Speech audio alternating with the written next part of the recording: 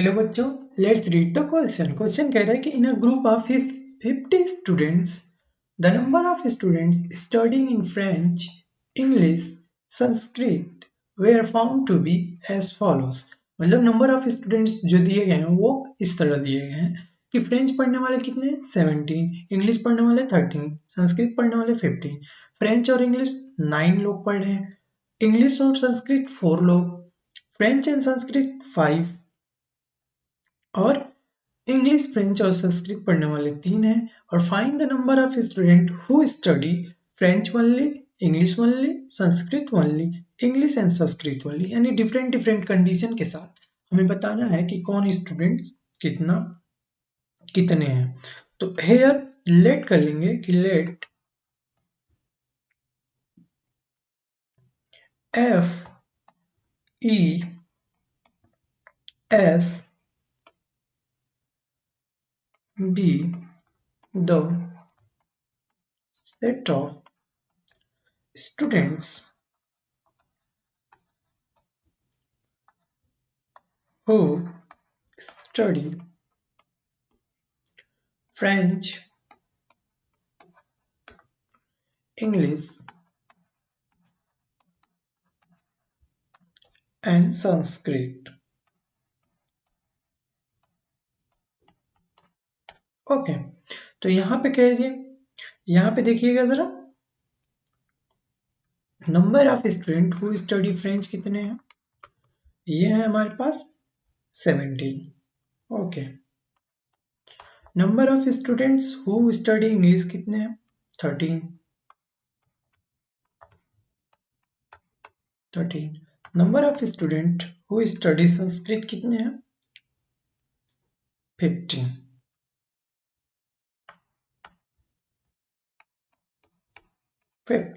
अब आइए, ये फ्रेंच और इंग्लिश पढ़ने वाले कितने हैं 9 है, यानी फ्रेंच और English, number of student who study French and English, तो क्या हो जाएगा इंटरसेक्शन, वो कितने हैं फ्रेंच और इंग्लिश 9।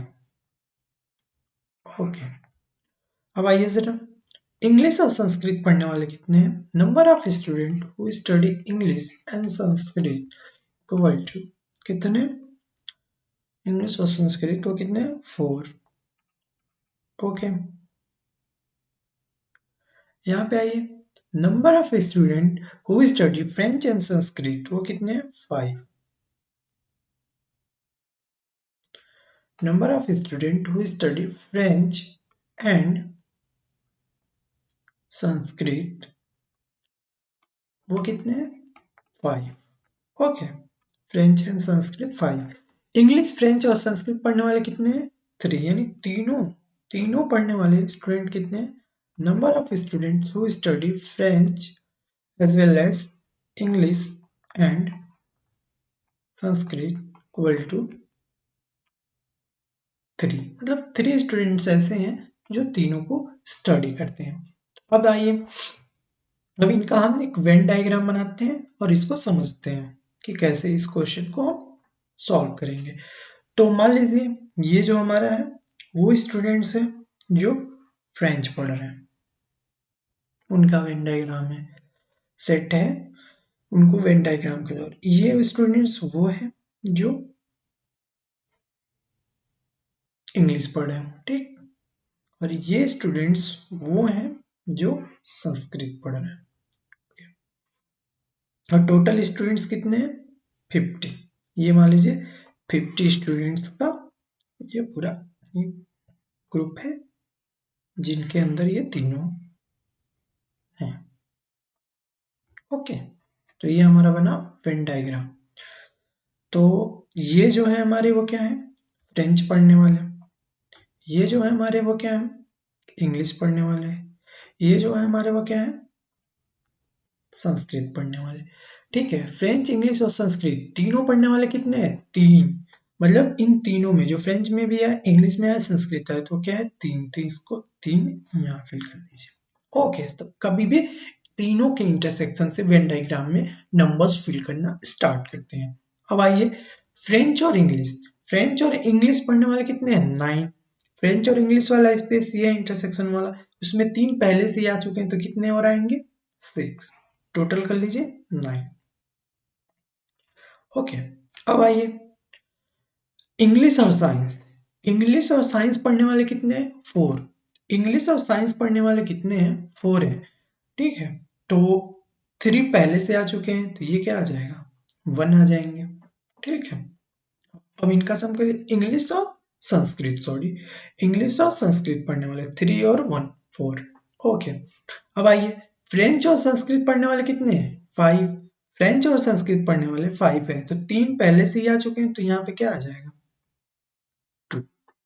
ओके, अब आइए फ्रेंच वाले पे। Number of students who study French. French पढ़ने वाले टोटल कितने हैं? 17। ये सेट है फ्रेंच का, तो इसमें कितने पहले से आ चुके हैं? 6 3 9 और 2 11। 6 3 9 और 2 11, तो कितने आएंगे? और 6, देख लीजिए सम करके। 6 6 12 3 15 और 2 17। ओके, अब आइए इंग्लिश। इंग्लिश पढ़ने वाले कितने? 13। ऑलरेडी कितना आ चुके हैं? 10, तो कितने आएंगे? 3 6 3 9 9 और 1 10 और 10 और 3 30। ओके, अब आइए number of students who study Sanskrit. कितने? 2 15 है टोटल, और कितने आ चुके हैं? 6, तो कितने आएंगे? 9। फिर से वापस कर लीजिए। 9 और 2 11 3 14 और 1 15। ओके, इस तरह हमने वेन डायग्राम को बना लिया। अब आइए हम अपने फर्स्ट क्वेश्चन पे चलते हैं। ऐसे स्टूडेंट बताइए जो सिर्फ फ्रेंच पढ़ रहे हैं। तो इसको देखिए, फ्रेंच पढ़ने वाले, केवल फ्रेंच, जो ना कि केवल फ्रेंच पढ़ रहे हो, ना कि इंग्लिश पढ़ रहे हो, ना संस्कृत पढ़ रहे हो, तो कैसे ऐसे स्टूडेंट कितने हैं? 6 ही है ना, जो सिर्फ फ्रेंच वाले में है। क्योंकि अगर टोटल कितने हैं? 17, जिसमें से 6 ऐसे हैं जो सिर्फ फ्रेंच पढ़ते हैं, बाकी इंग्लिश भी पढ़ रहे हैं, संस्कृत भी पढ़ रहे हैं, कोई तीनों पढ़ रहा है और कोई 2 पढ़ रहा है। ठीक, तो 6 ऐसे हैं जो सिर्फ क्या है? फ्रेंच पढ़ रहे हैं, तो ये कितना हो जाएगा? 6। ओके, सेकेंड वन पे आइए, इंग्लिश ओनली। ऐसे स्टूडेंट्स जो सिर्फ इंग्लिश पढ़ रहे हैं, वो बताना है हमें। तो कितने? 3। टोटल कितने? 13। लेकिन 13 में ऐसे हैं जो फ्रेंच भी पढ़ रहे हैं, संस्कृत पढ़ रहे हैं। ठीक है, तो केवल इंग्लिश पढ़ने वाले कितने हैं? 3। तो यहाँ पे क्या हो जाएगा? 3। ओके, केवल संस्कृत पढ़ने वाले, केवल संस्कृत पढ़ने वाले, और वैसे टोटल संस्कृत पढ़ने वाले कितने हैं? 15। तो केवल संस्कृत पढ़ने वाले कितने हैं? 3, सॉरी 9। ठीक है, केवल संस्कृत 9, तो ये क्या हो जाएगा? 9। अब कह रहे हैं कि इंग्लिश और Sanskrit but not French. English और संस्कृत तो पढ़ रहे हैं, लेकिन क्या हो? फ्रेंच ना पढ़ रहे हो।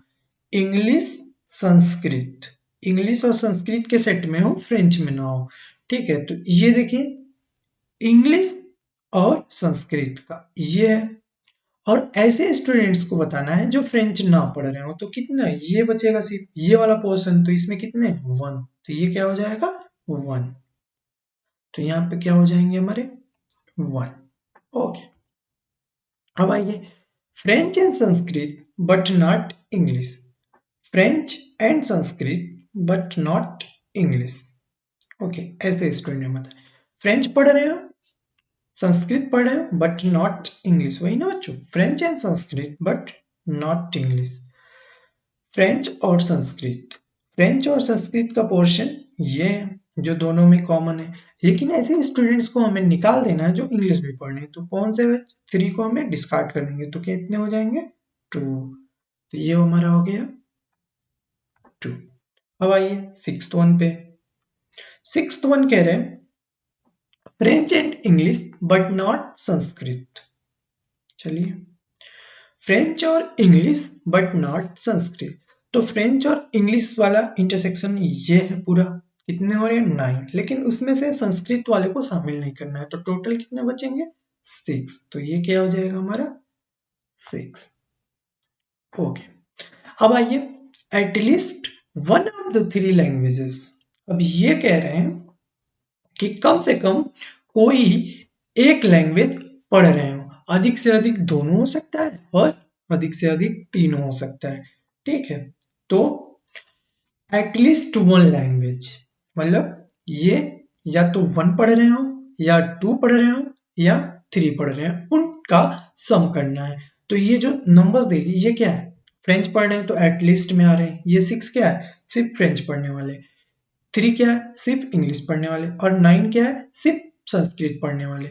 तो ये वन वन एटलीस्ट वन का करना है, या अधिक से अधिक दो का भी कर सकते हैं और तीन का भी कर सकते हैं। तो आइए देखते हैं इसको हम कैसे सॉल्व करेंगे।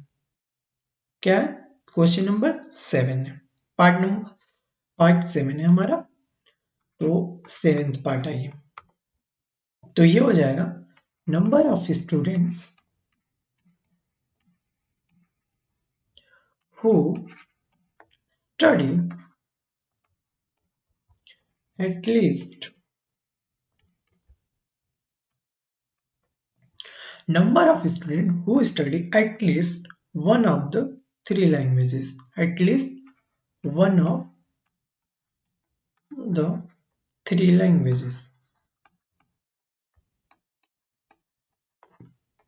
तो ये कितने हो जाएंगे, देखिएगा 6 प्लस 3 प्लस 9, ये क्या है, वन वन पढ़ने वाले हैं। 6 प्लस 3 प्लस 9, ओके, प्लस 2 2 पढ़ने वाले क्या है, ये 6 1 और 2, 6 प्लस 2 प्लस 1 और प्लस 3। अब देखिए 3 ऐसे हैं जो तीनों पढ़ रहे हैं, अब इनका सम करेंगे टोटल, तो ये हमें क्या देगा 18 और ये दे देगा हमें 30। तो टोटल कितने हो गए, 30 हो गए। अब आइए, अब क्या है, seventh part, sorry 8 part. 8 part में कह रहे हैं none of the three languages, मतलब ऐसे स्टूडेंट्स बताने हैं जो कोई भी लैंग्वेज नहीं पढ़ रहा। तो टोटल नंबर में से जो आइदर वन सब्जेक्ट पढ़ रहा है उसको क्या कर देंगे, सब्ट्रैक्ट कर देंगे। Number of students who study none of the languages equal to, ये जो हो जाएगा हमारा वो हो जाएगा टोटल कितने 50। उसमें से ये 30 ऐसे हैं जो आइदर एक पढ़ते हैं, दो पढ़ते हैं या फिर तीनों पढ़ते हैं। तो इसको क्या कर देंगे, हम सब्सट्रैक्ट कर देंगे। तो कितने बचेंगे 20।